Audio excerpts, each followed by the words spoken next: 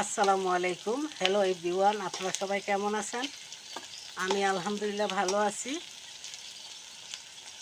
আমি আজকে কলিজা ভুনা করব।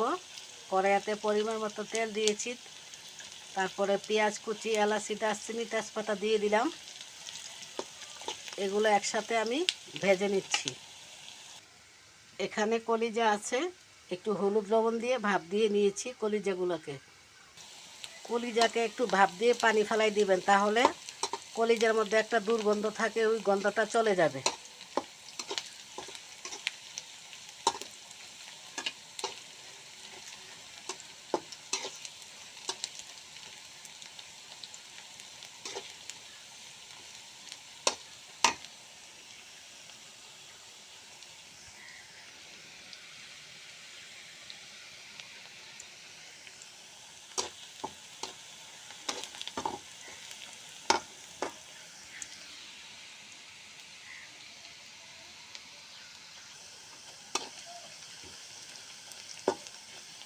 বন্ধুরা, আমার পেঁয়াজ ব্রাউন কালার হয়ে গিয়েছে। আমি এখন মশলা দিয়ে দিব। আদা বাটা দিয়ে দিলাম, রসুন বাটা,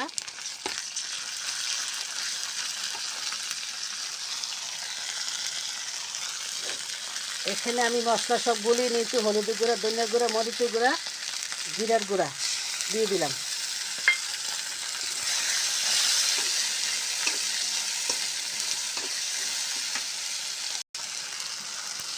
আমি স্বাদ মতো লবণ দিয়ে দিলাম। বন্ধুরা, আমি তো একটা কাঁচামরিচ দিয়ে দিলাম। মশলাটা কষানোর জন্য আমি একটু পানি দিয়ে দিলাম।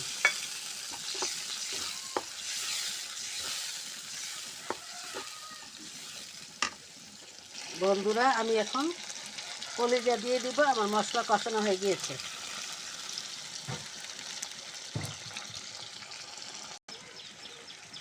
বন্ধুরা, আমি একটু পানি দিয়ে দিলাম কলিজাটা কষানোর জন্য। ভালো করে সিদ্ধ হয়ে যাবে। আর একটু পানি দিলে আমি একটু পানি দিয়ে দিলাম।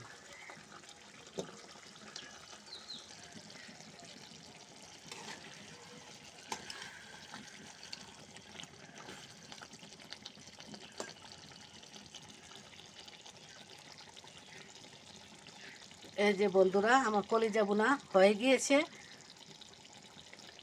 আমার রেসিপিটি যদি আপনাদের কাছে ভালো লেগে থাকে, তাহলে লাইক, কমেন্ট, শেয়ার করবেন। সবাই ভালো থাকবেন, সুস্থ থাকবেন। আল্লাহ হাফেজ।